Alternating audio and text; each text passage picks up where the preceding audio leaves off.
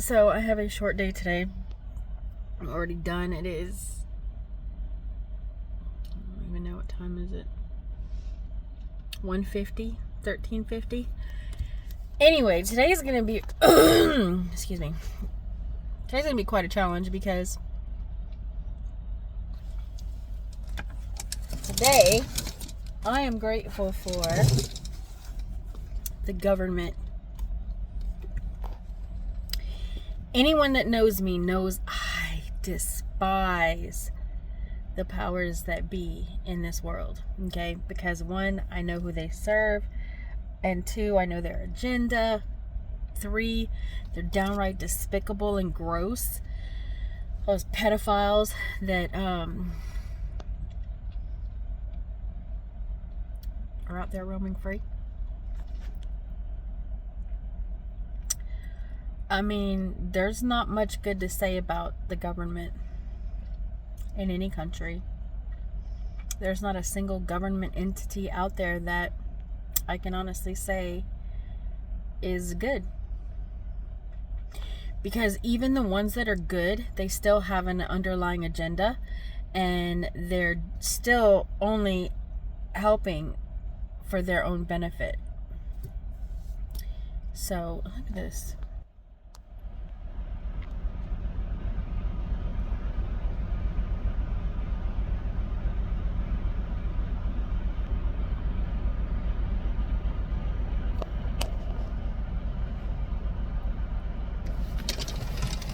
Don't ask me why that is so amusing to me. Oh no! Did he die? Hurry up and move out the way. Did he die? Oh no, he's still going. He's still going.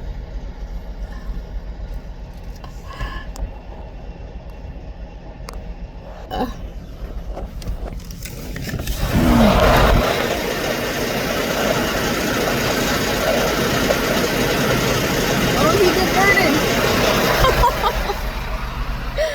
Oh my god. Wow, he literally started like way over there, that side of the parking lot, and like literally, I thought he was gonna stop at those bobtails. Okay, so anyway, squirrel. The government.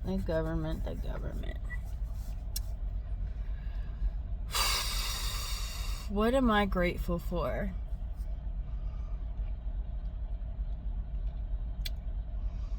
You can't be grateful for the help that they provide the people, because the reason that they provide help for the people is to get you under their thumb.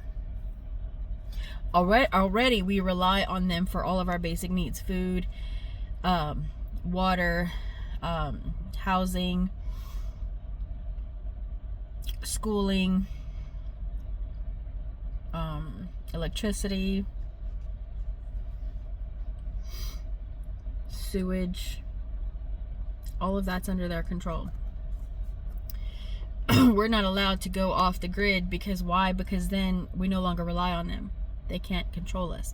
The whole reason that they have control over these things is to have control over us. It's not because they care about the quality of these things. No, they want to be able to control the water supply, the air supply, all of this stuff. Like, they even control the air we breathe.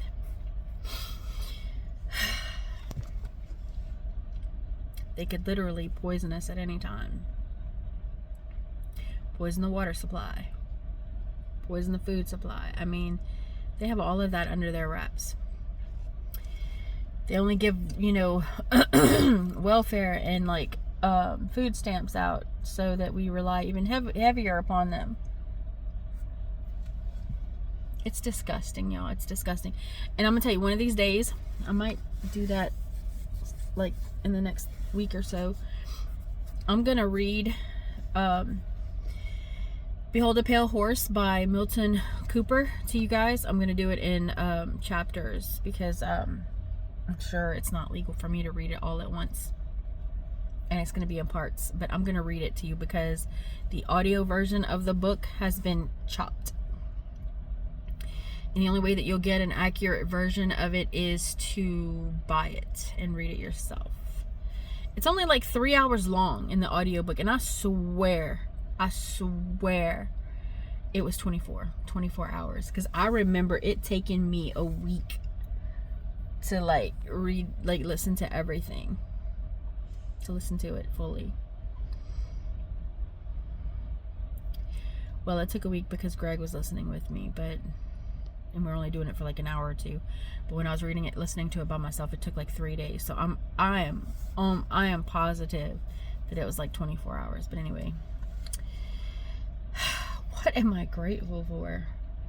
Boy, oh boy.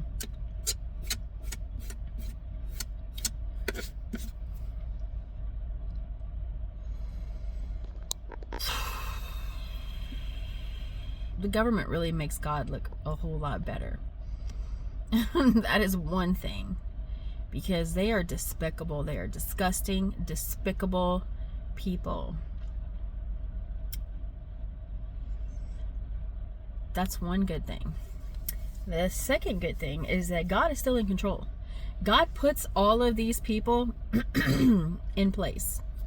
He picks all of the kings, queens, the presidents, all of the rulers of this world. He chooses them and puts them in place. And if you've ever noticed, like throughout the Bible, when he did that, it was always to serve a purpose. It was either to bring, like, what I've learned is that it's either to bring judgment on people, give them what they want. You want evil? You want to follow evil? You want me to take my hands off of everything? Okay, I'll do that. But you're not going to like it. And, it really does. And sometimes it's to bring us closer to him. I can tell you that I don't really have like direct contact with the government. I don't work for them. I don't hang out with people in the government. But I will say indirectly, they have helped me to get closer to Jesus. Because when I look at who's in charge, it's really quite clear who they serve. And they don't serve our God, like the one and only true living God. They don't serve him. That is crystal clear. And so it's really helped me in deciding that, you know what, I want to serve the God that's good. I want to serve the God that's going to take care of me, that's going to protect me from evil like this, the one that's got my back when these people, all they want to do is destroy me. It really has helped me to understand the devil and how he operates. And I mean, one of the first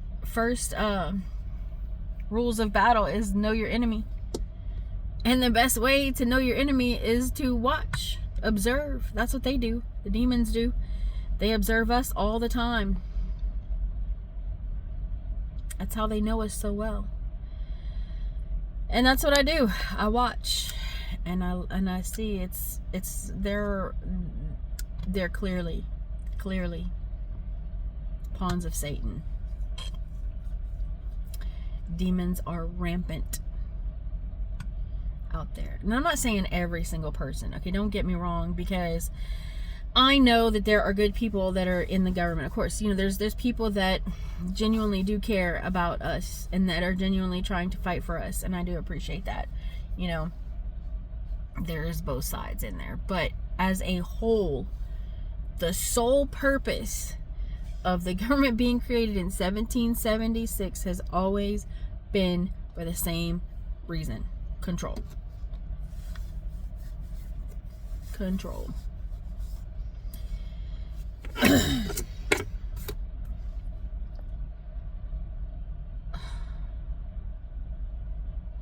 And I gotta tell you, I was, before I read the Bible and before I really understood God's role in everything, I feared the government. and I feared the world, and I feared a lot of things.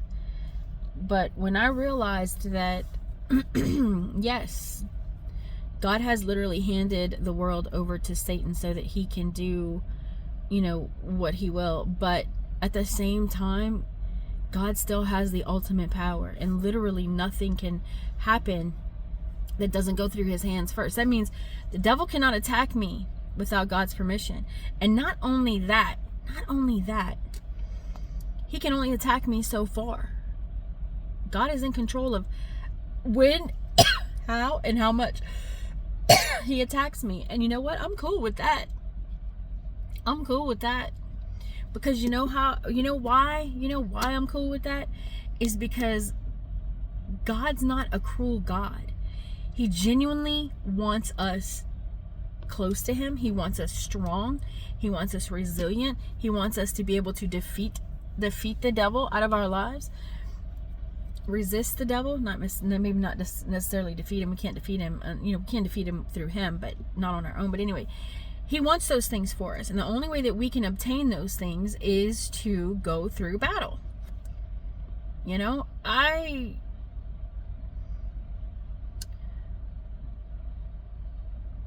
I don't want an easy life. I would like an easier life. But I don't want an easy life. Like, an easy life would be boring to me. To be like, then what? What now?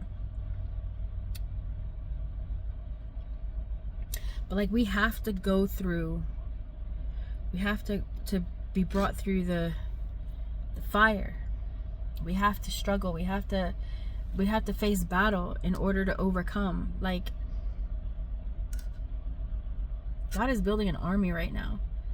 Just like Satan is building an army. And we're preparing for the ultimate battle in the end. And I don't know about you, but I want to be on the right side of this battle. I want to be on the winning side. And regardless of what you believe, like, a lot of people fail to understand that our beliefs have nothing to do with the truth. Have no bearing on the truth. Okay? Because I will sit here and I'll say stuff to people. They're like, well, I don't believe that. Your belief doesn't negate the truth. Your belief doesn't change the facts. Like,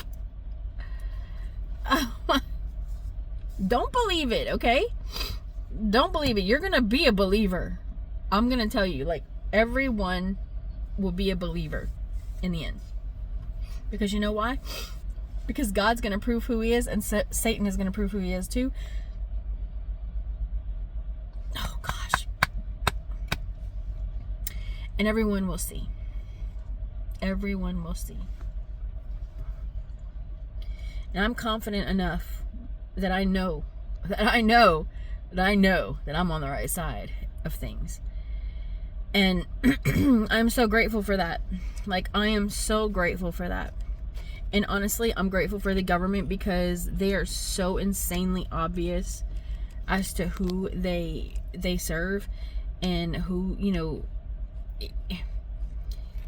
I'm grateful for that, because they can't hide, they can't lie, they can't deceive me anymore. I see you. Like, I see you, dude. I see you and all your demons. I see all of you. And, it really just brings home.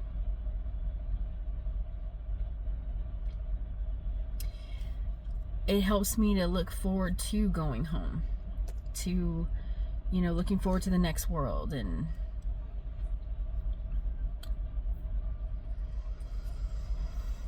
but I tell you what, nothing would please me more than to see the whole thing crumble to the ground and go up in flames. I look forward to that. I would love to see that here and now, but I don't know. I don't know what God's doing. I know he's doing something. I know he's doing a mighty work in the government, and I'm excited to see what it is. I don't believe that this whole Epstein thing is a distraction from what What could be worse than this human trafficking ring? What could be worse than exploiting children in that way for their sick, twisted pleasure and power? Like, what could be worse than that? I don't see any crime out here worse than that.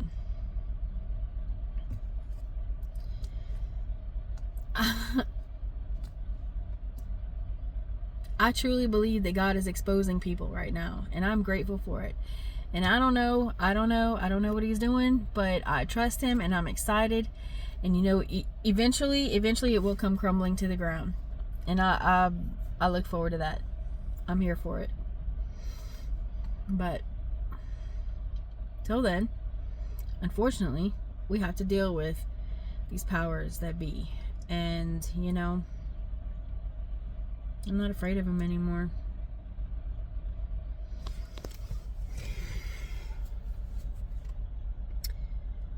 I'll tell you what, and what the government does too is show where people's alliance are. They really do know how to manipulate the masses. And it really helps to see people's true colors, what they do with that manipulation. Like, you can really see where people stand really quick. They're real quick to defend where they stand. And I mean, I'm the same way, so I don't fault them for that. You know, everybody has a right to defend what they stand for, and you know, stand up for what they believe in and all that. So I don't fault them for that. But I mean, it's really, they really do help people see. They're really good at bringing out the worst in people and like really showing our true colors, right? And it helps you to know who you can and can't trust. So yeah, I guess I am grateful for the government.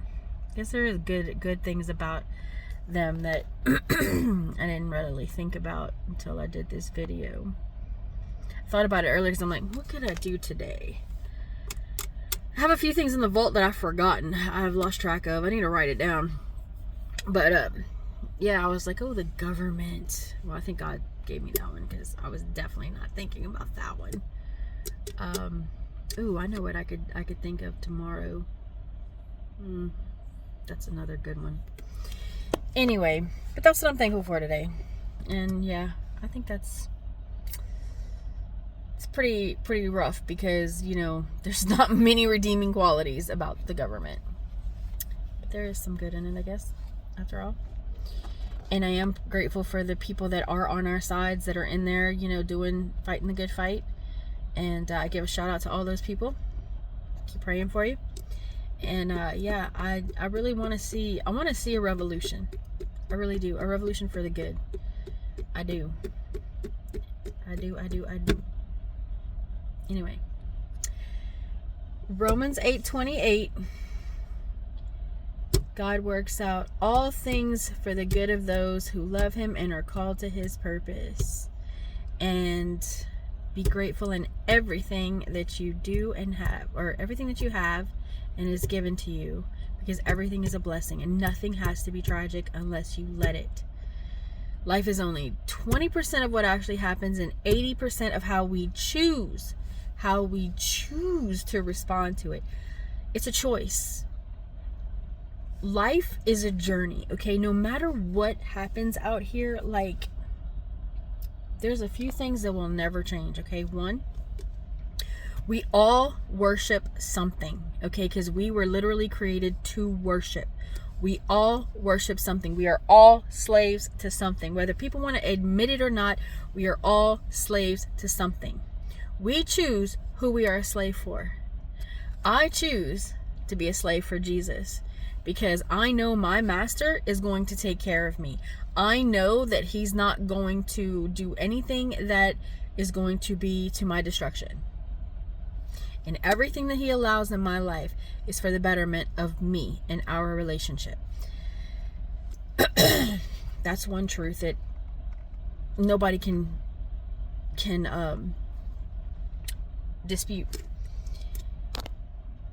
Another truth is that we live in an imperfect world, a cursed world, okay? So, like, people get so mad at God because he allows suffering. Baby, we chose suffering.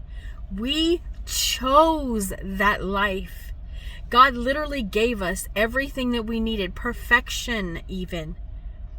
And we told him it wasn't enough. We chose this world. This is what we told God we wanted. So he gave it to us. Okay? So we have nobody to thank but ourselves. And regardless, okay, your arguments make no sense. Okay?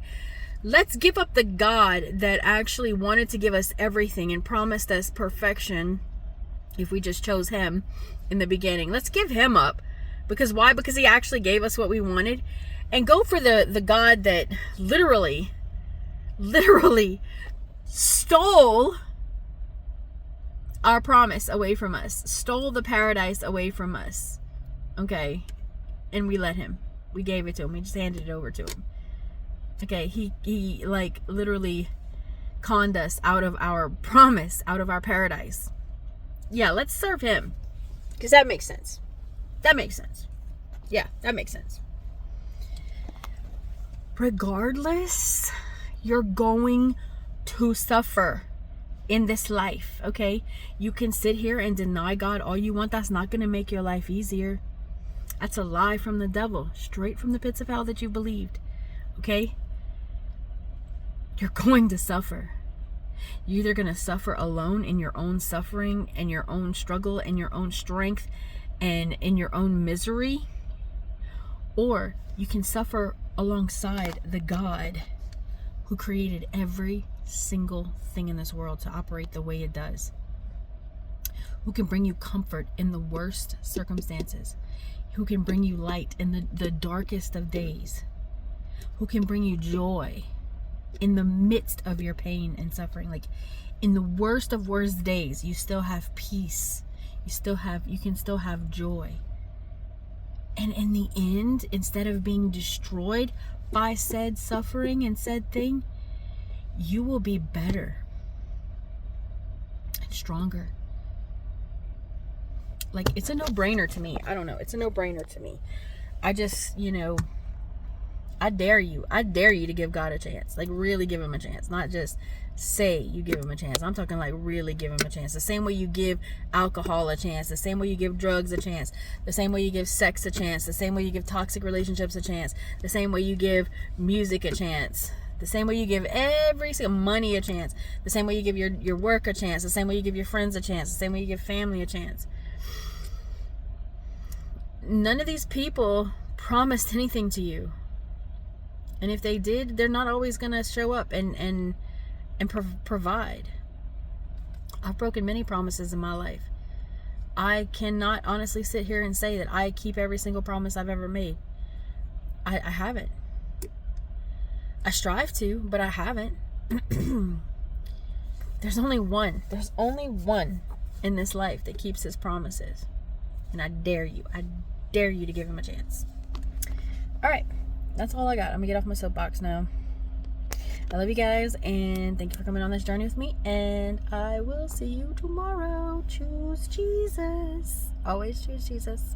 I love you.